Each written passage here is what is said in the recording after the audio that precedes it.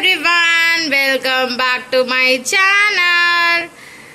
Friends, இன்னைக்கு என்ன சமைக்க போறோம் அப்படின்னு பாத்தீங்கன்னா கிளிச்ச மீன் குழம்பு. ஆமா, மீன் குழம்புனாலே செம்ம டேஸ்டா இருக்கும். அதுலயும் கிளிச்ச மீன் குழம்புனா எக்ஸ்ட்ராடினரி டேஸ்டா இருக்கும். இது வந்து பாத்தீங்கன்னா ரொம்ப அஃபோர்டபுள் ரேட் தான். எல்லா இடத்துலயுமே கிடைக்கும் கிளிச்ச மீன். ஓகேங்களா?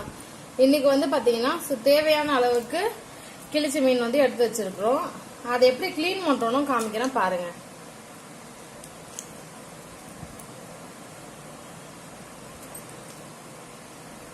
ஏன்னா மீன் கிளீன் பண்றதுக்கு ஃபர்ஸ்ட் தெரிஞ்சுக்கணும். ஏன்னா எல்லா நேரத்திலயும் வாங்கும் போதே அவங்களே கட் பண்ணி கொடுப்பாங்கன்னு எதிர்பார்க்க முடியாது. சில நேரங்கள்ல மீன் முழுசாவே கொடுத்துருவாங்க. நம்ம தான் வீட்டுக்கு வந்து ஆஞ்சிக்கிற மாதிரி இருக்கும், அதாவது கிளீன் பண்ணிக்கிற மாதிரி இருக்கணும். அது எப்படி கட் பண்றது, எப்படி கிளீன் பண்றதுன்னு சொல்லிட்டு தெரிஞ்சுக்கோங்க. ஃபர்ஸ்ட் ஒரு மீன் முழுசா எடுக்கிறோம் பாருங்க. அந்த மீனை கிளீன் பண்ற ப்ராசஸ் என்னன்னு தெரிஞ்சுக்கோங்க. அந்த ஓரம் இருக்க அந்த செதிர்கள் சொல்லுவாங்க இல்லையா, அதெல்லாம் வந்து பாத்தீங்கன்னா கட் பண்ணிடணும். ஸோ முறைப்படி மீன் சமைக்கிறது எப்படின்னு ஃபர்ஸ்ட் தெரிஞ்சுக்கணும். அப்பதான் நம்ம மீன் குழம்பு சுவையா சமைக்க முடியும்.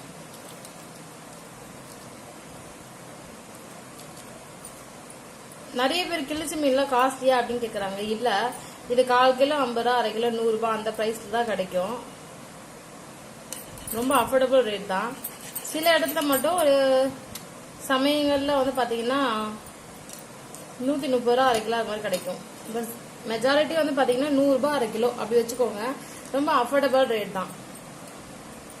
ஸோ எல்லாராலையும் வாங்கக்கூடிய ஒரு விலை தான்.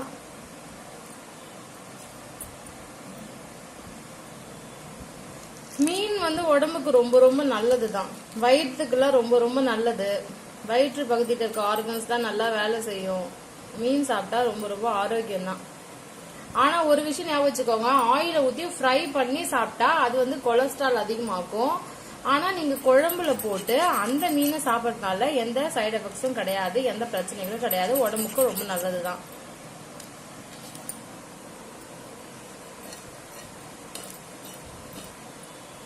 எப்பவுமே குழம்புல போட்டு நீங்க சாப்பிட்ற மீன் வந்து பாத்தீங்கன்னா உடம்புக்கு ரொம்ப நல்லதுதான். ஓகேங்களா? ஆனா தாராளமா மீன் குழம்பு சமைச்சு மீனை சாப்பிடலாம். இதே வறுவல் பொரிக்கிறது இதெல்லாம் வந்து பாத்தீங்கன்னா கொஞ்சம் அவாய்ட் பண்ணிக்கிறது நல்லது. ஏன்னா இந்த எண்ணெயை ஊத்தி நல்லா வறுக்கத்தோ பொரிக்கத்தோ அந்த வேலைலாம் நம்ம செஞ்சோம்னா என்ன ஆகும்னா வெயிட் வந்து ஏறும். வெயிட் ஏறினாலே ஏகப்பட்ட நோயெல்லாம் வரும். பார்க்கவும் ஸ்ட்ரக்சர்டா இருக்க முடியாது, ஆரோக்கியமா இருக்க முடியாது. அதனால எப்பவுமே குழம்புல போட்டு மீனை சமைச்சு சாப்பிட்றது ரொம்ப நல்லது. இது மாதிரி மீன் குழம்பெல்லாம் வந்து யார் சமைக்கலாம், யார் சாப்பிடலாம், எல்லாருமே சமைக்கலாம். குழந்தைங்கள்ல இருந்து பெரியவங்க வரைக்கும் எல்லாருமே சாப்பிடலாம். எப்பவுமே வந்து பாத்தீங்கன்னா ரொம்ப ஐஸ் பெட்டியில வச்சு ரொம்ப நாளா ரொம்ப மாசங்களா ஸ்டோர் பண்ணி வச்சு விக்கிறாங்க பாத்தீங்களா சில இடத்துல. அதெல்லாம் கொஞ்சம் அவாய்ட் பண்ணிக்கோங்க அங்கெல்லாம் கொஞ்சம் வாங்குறத. அதை விட ஃப்ரெஷ்ஷா இந்த சில பேர் சொல்லுவாங்களா, நான் இப்பதான் காஷ்மீர்ல இருந்து வாங்கணும், இப்பதான் அந்த கடல்ல இருந்து புடிச்சிட்டு வந்தாங்க, அது மாதிரி ரொம்ப ஃப்ரெஷ்ஷா இப்பதான் வந்து இறங்கின மீனுன்னு தெரியுதா, ரொம்ப ஃப்ரெஷ்ஷா இருக்கும். அந்த மீனை வந்து பாத்தீங்கன்னா குழம்பு வச்சு சமைச்சு சாப்பிட்டு பாருங்க. அதோட டேஸ்டே வந்து பாத்தீங்கன்னா ரொம்ப டிஃப்ரெண்டா இருக்கும், சூப்பரா இருக்கும். எப்பவுமே மீன் வந்து பாத்தீங்கன்னா எந்த அளவுக்கு ஃப்ரெஷ்ஷா இருக்கோ அந்த அளவுக்கு டேஸ்ட் எக்ஸ்ட்ராடினரியா சூப்பர் டேஸ்டா இருக்கும்.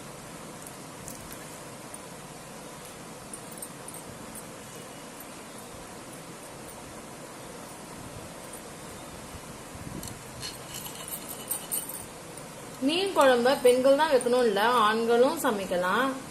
நீங்களும் உங்க வீட்டுல இது மாதிரிலாம் சமைச்சு உங்க பொண்டாட்டி உங்க வீட்டுல இருக்கிற புள்ள குட்டிங்களுக்கு சமைச்சு போடுங்க. அவங்க எல்லாம் அப்படியே அசந்து போயிடுவாங்க, பாரு சூப்பரா சமைச்சிருக்கிறாங்க அப்படின்னு. ஸோ உங்க கைப்பக்குவத்தையும் நீங்க காமிக்கணும் இல்லையா? அதனால நீங்களும் சமைச்சு உங்க வீட்டுல இருக்கவங்களுக்கு எல்லாம் போடுங்க. இது மாதிரி சுவையா மீன் குழம்பு சமைச்சு கொடுத்தாலே அவங்க எல்லாரும் மனசுலயும் நீங்க இடம் முடிச்சிருவீங்க. மீனோட செதில்கள்ல வந்து இது மாதிரி தான் எடுக்கணும், தெரிஞ்சுக்கோங்க. ஆனா எடுக்கும் போதே கொஞ்சம் கேர்ஃபுல்லா எடுங்க, இல்லைன்னா கையெல்லாம் வந்து கிழிச்சுக்கும். இல்ல ஒழுங்கான முறையில நம்ம வந்து எதையுமே ஹேண்டில் பண்ணலாம், கை கிழிச்சு ரத்தம் வந்துடும். அதனால ரொம்ப கேர்ஃபுல்லா இருக்கும். அதே மாதிரி இது வர அருவாமனையில கட் பண்ணாலும் சரி, நைஃப்ல கட் பண்ணாலும் சரி, ரொம்ப ஜாக்கிரதையா தான் வந்து கட் பண்ணணும். இப்ப வந்து பாத்தீங்கன்னா மக்களே இப்போ என்ன பண்ணுறோன்னு பாருங்கள். தேவையான அளவுக்கு கல்லுப்பு எடுத்தாச்சு. எடுத்து இது மாதிரி மீன் மேலே போடுறோம். அது எதுக்காக அப்படின்னா, கழுவும் போதே கல்லுப்பு போட்டு நல்லா கழுவுனா நல்லா க்ளீனாக அதில் இருக்க அந்த டர்ட்ஸ் எல்லாம் போயிடும். அதுக்காக தான் கல்லுப்பு பெரட்டி வச்சுருக்குறோம்.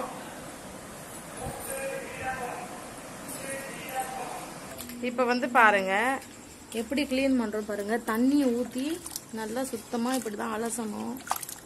இப்படி தான் க்ளீன் பண்ணணும், தெரிஞ்சுக்கோங்க.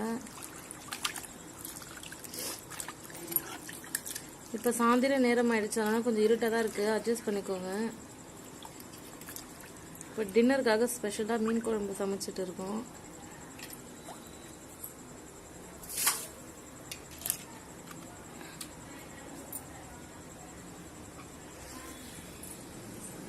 வாட்டி ஒரு 3 முறை என்ன பண்ணுங்கன்னா தண்ணி ஊற்றி நல்லா அலசுங்க. அப்போ தான் வந்து பார்த்தீங்கன்னா நல்லா க்ளீன் ஆகும். ஃபஸ்ட்டு தண்ணியை ஊற்றி அலசுறீங்களா, அந்த தண்ணி கீழே ஊற்றிடுங்க. மறுபடியும் தண்ணி ஊற்றுங்க, அலசுங்க. இது மாதிரி ஒரு 3 முறை செய்யுங்க.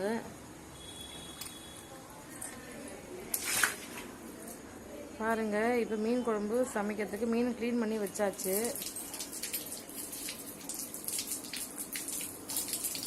எதில் சமைக்க போகிறோம்னா அடுப்பில் சமைக்க போகிறோம்.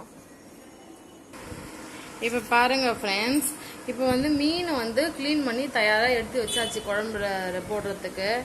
மீன் குழம்புனாலே வெங்காயம், தக்காளி, மிளகாத்தூள், வெந்தயம் ரொம்ப ரொம்ப ரொம்ப முக்கியம் ஃப்ரெண்ட்ஸ்.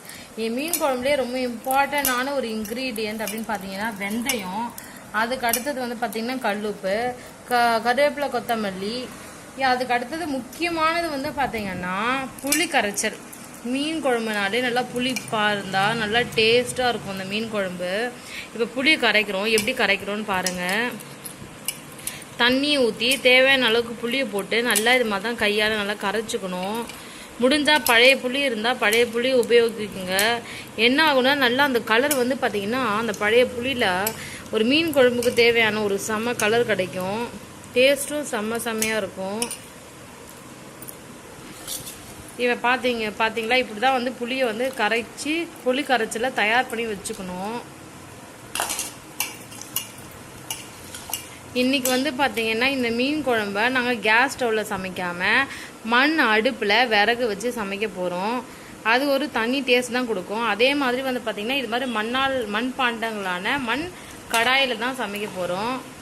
இது வந்து பார்த்திங்கன்னா எப்பவுமே ஒரு செம்ம டேஸ்ட்டாக இருக்கும். இது மாதிரி உங்கள் வீட்லேயும் சமைச்சு பாருங்கள்.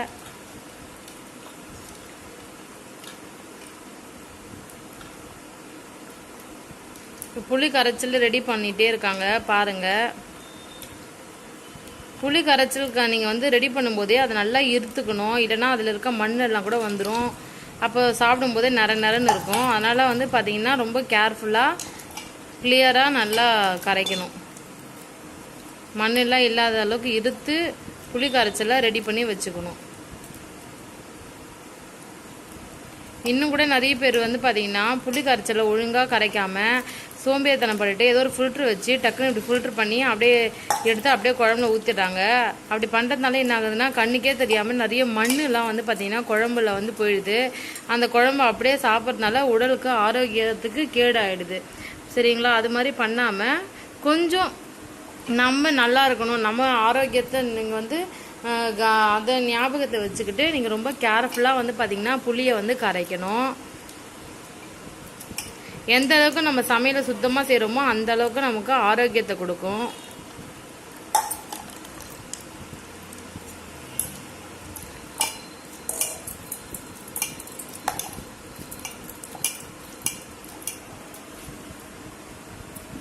இன்றைக்கி நாங்கள் எந்த ஸ்டைலில் சமைச்சு காமிக்க போகிறோன்னா south Indian style village side south Indian ஸ்டைலில் சமைக்க போகிறோம். கிராமப்புறங்களில் சவுத் இந்தியாவில் என்ன ஸ்டைலில் மீன் குழம்பு சமைப்பாங்களோ அதுதான் நாங்கள் இன்றைக்கி சமைச்சு காமிக்க போகிறோம். வில்லேஜ்லலாம் பொதுவாக நீங்கள் போய் பார்த்தீங்கன்னா அங்கே மண் அடுப்பு இல்லை மண்ணால் செஞ்ச அடுப்பு இதெல்லாம் தான் இருக்கும். இல்லைன்னா செங்கல் அடுப்பு அதெல்லாம் தான் இருக்கும். அதில் தான் வந்து பார்த்திங்கன்னா மீன் குழம்புலாம் சமைப்பாங்க. அங்கே பெரும்பாலுமாக எல்லாத்துக்குமே வந்து பார்த்திங்கன்னா மண் பாண்டங்கள் தான் பயன்படுத்துவாங்க. இங்கே மெட்ராஸ்லலாம் வந்து சென்னையில் வந்து பார்த்திங்கன்னா அந்தளவுக்கு வந்து கிடைக்கிறது கிடையாது மண் பாண்டங்கள்.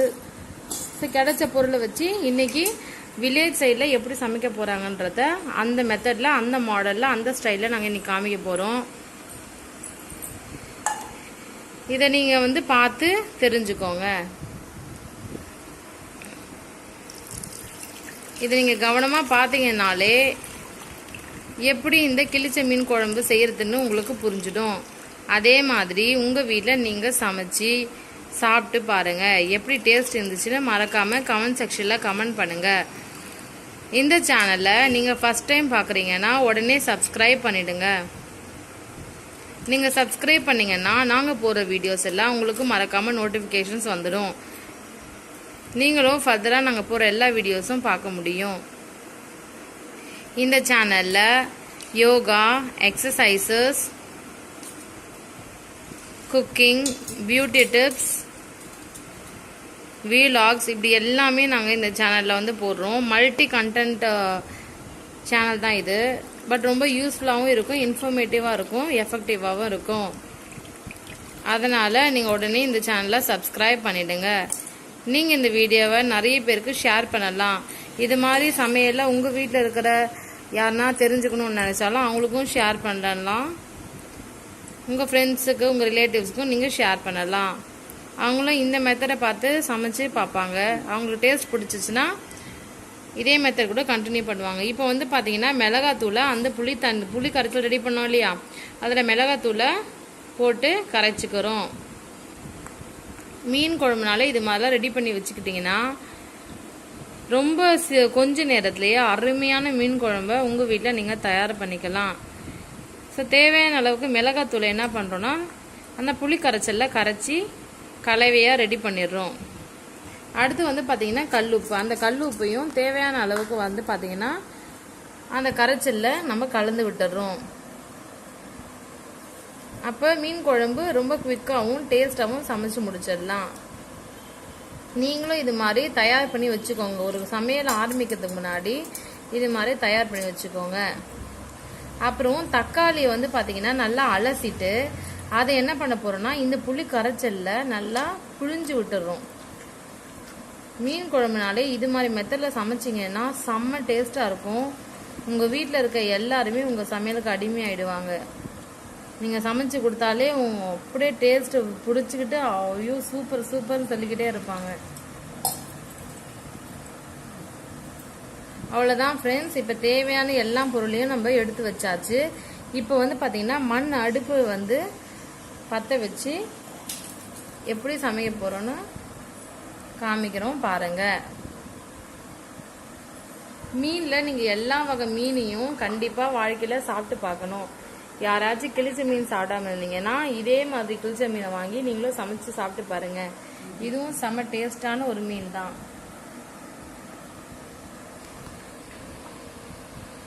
இந்த வீடியோ உங்களுக்கு பிடிச்சிருந்தா உடனே லைக் பண்ணுங்கள் ஃப்ரெண்ட்ஸ். இந்த சேனலுக்கு உடனே சப்ஸ்கிரைப் பண்ணுங்கள், சப்போர்ட் பண்ணுங்கள். இன்னும் உங்களுக்கு நாங்கள் ஃபர்தராக நியூ வீடியோஸ் எல்லாம் நாங்கள் அப்லோட் பண்ணுறோம். நீங்களும் பார்த்து நிறைய விஷயத்தை தெரிஞ்சுக்கலாம் ஃப்ரெண்ட்ஸ். ஒரு தக்காளியை வந்து கரைச்சி விட்டாச்சு இந்த புளி கரைச்சலில். இன்னொரு தக்காளியை நாங்கள் கட் பண்ணி சின்ன சின்ன பீஸாக வச்சுருக்கோம், பார்த்துக்கோங்க. ஸோ இதெல்லாம் வச்சு அருமையான சுவையான கிழிச்ச மீன் குழம்பு தயார் பண்ண போகிறோம். வாங்க எப்படி தயார் பண்ணலான்னு பார்க்கலாம். பாருங்கள் ஃப்ரெண்ட்ஸ், அடுப்பை பற்ற வச்சிட்ருக்கோம். ஏன்னா இன்றைக்கி மண் அடுப்பில் தான் சமைக்க போகிறோம். அதனால் பார்த்தீங்கன்னா மண் அடுப்பை பாருங்கள். இது மாதிரி அடுப்பெல்லாம் நிறைய ரெடிமேடாக கூட விற்கும். சில இடத்துல நீங்கள் பார்க்கலாம். அது மாதிரி கூட நீங்கள் வீட்டுக்கு வாங்கிட்டு வந்துட்டு அதில் கூட சமைச்சு பாருங்கள் டேஸ்ட் எப்படி இருக்குன்ட்டு. இப்போ வந்து அடுப்பு வந்து விறகெல்லாம் மூட்டி பற்ற வச்சுட்டுருக்கோம். இப்போ வந்து பார்த்திங்கன்னா மண் அடுப்பு வந்து பற்ற வச்சாச்சு. மண் அடுப்பில் விறகு வச்சு இப்போ அடுப்பு பற்றிக்கிச்சு. இப்போ இதில் வந்து மண்ணால் கடாய் இருக்குல்ல, மண்பாண்டத்தாலான கடாய், அதை வந்து வச்சு சமைக்க போகிறோம். பாருங்கள் ஃப்ரெண்ட்ஸ்.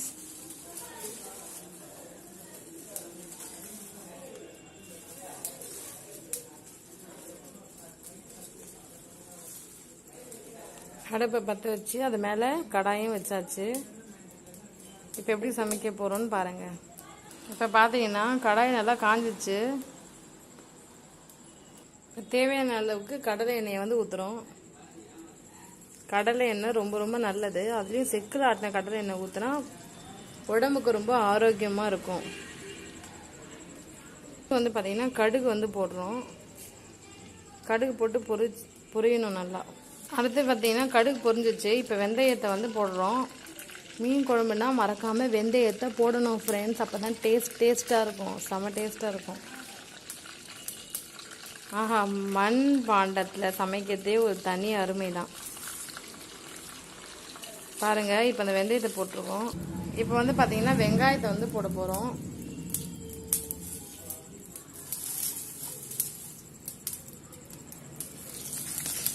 நறுக்கி வச்ச வெங்காயத்தை போட்டாச்சு.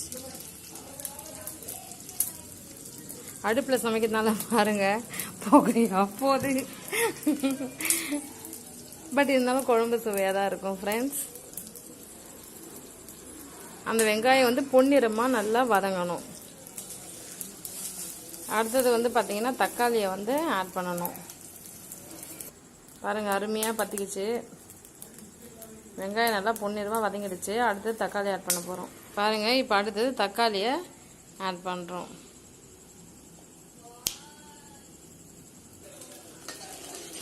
அதையும் மொத்தமாக சேர்த்து நல்லா வதக்கணும்.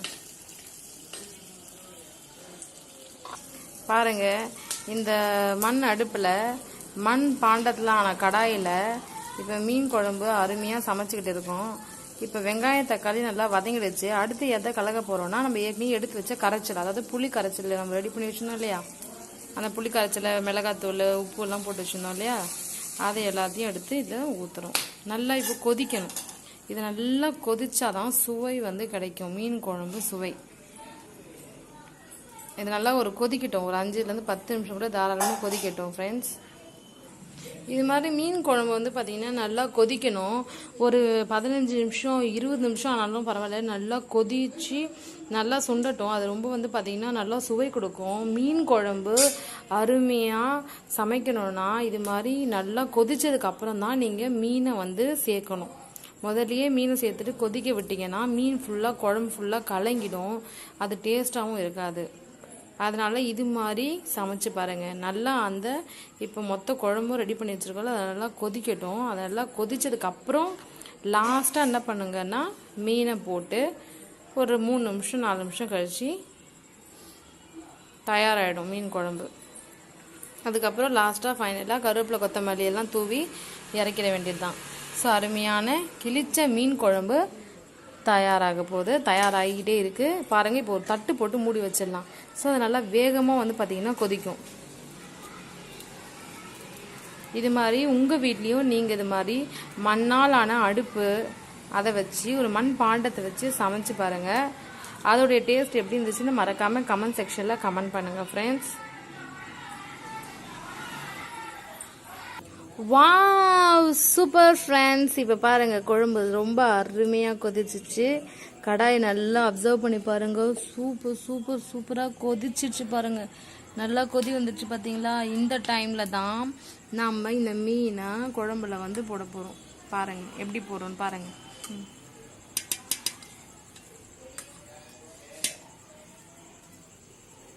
இது மாதிரி தான் எப்படி போடுறோன்னு பார்த்துக்கோங்க. இதே மாதிரி உங்கள் வீட்டில் குழம்புல நல்லா கொதிச்ச உடனே மீனை போட்டுடுங்க. அடேங்கப்பா, அருமையான கிழிச்ச மீன் குழம்பு சூப்பராக தயாராகிடுச்சு.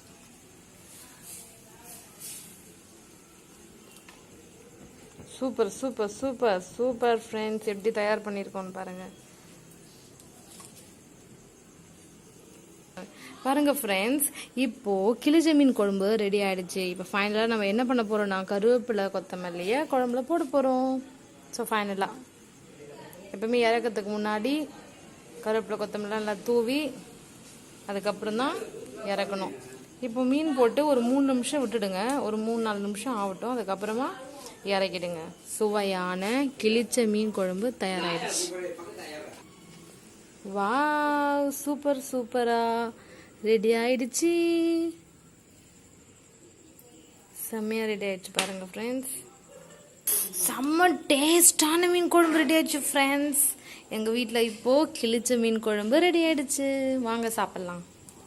சரி, இது மாதிரி தான் கிராமப்புறங்களில் இது மாதிரி தான் மண் பாண்டங்களில் மண் அடுப்பில் சமைப்பாங்க.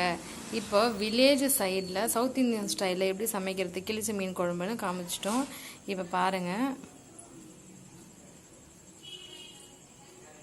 இப்போ மீன் குழம்பு தயாராகிடுச்சு. பாருங்க ஃப்ரெண்ட்ஸ், செம்மையான ஒரு அருமையான வில்லேஜ் சைடில் செய்கிற மாதிரி சவுத் இந்தியன் ஸ்டைலில் அருமையான கிழிச்ச மீன் குழம்பு சாப்பாடு ரெடி ஆயிடுச்சு. வாவ், நீங்களும் உங்கள் வீட்டில் இது மாதிரி சமைச்சு சாப்பிட்டு பாருங்க ஃப்ரெண்ட்ஸ். நீங்கள் இந்த சேனலை ஃபர்ஸ்ட் டைம் பார்க்குற மாதிரி இருந்தால் உடனே சேனலை சப்ஸ்கிரைப் பண்ணிடுங்க, லைக் பண்ணுங்கள், நிறைய பேருக்கு ஷேர் பண்ணுங்கள், மறக்காமல் கமெண்ட் செக்ஷனில் கமெண்ட் பண்ணுங்கள் ஃப்ரெண்ட்ஸ். ஹலோ ஃப்ரெண்ட்ஸ், இன்னைக்கு நான் சாப்பிட்டு காமிக்க போறேன் எப்படி இருக்குன்னு சொல்லிட்டு. ஸோ வில்லேஜ் சைடில் சமைச்சு இது மாதிரி தான் சாப்பிடுவாங்க.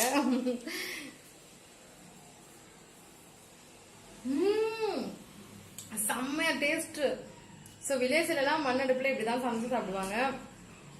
கிழிச்ச மீன் குழம்பு இப்படிதான் இந்த முறையில தான் சமைச்சு சாப்பிடணும். மீனும் செம்ம டேஸ்டா இருக்கும். உங்க வீட்டில் நீங்க இதே மாதிரி ட்ரை பண்ணி பாருங்க. இந்த சேனலை ஃபர்ஸ்ட் டைம் பார்க்குற மாதிரி உடனே சப்ஸ்கிரைப் பண்ணிடுங்க. அப்பதான் நாங்கள் போகிற வீடியோஸ்லாம் பார்த்துட்டு உங்களுக்கு நோட்டிஃபிகேஷனாக வரும். அண்ட் நீங்கள் நிறைய நியூ இன்ஃபர்மேஷன் தெரிஞ்சுக்கணும்னா இந்த சேனலை உடனே சப்ஸ்கிரைப் பண்ணிடுங்க. இந்த வீடியோ உங்களுக்கு ரொம்ப பிடிக்கும் நம்புறேன். ஸோ உடனே இந்த வீடியோக்கு லைக் பண்ணுங்க, நிறைய பேருக்கு ஷேர் பண்ணுங்க, மறக்காம கமெண்ட் செக்ஷனில் கமெண்ட் பண்ணுங்க. Thank you, bye bye.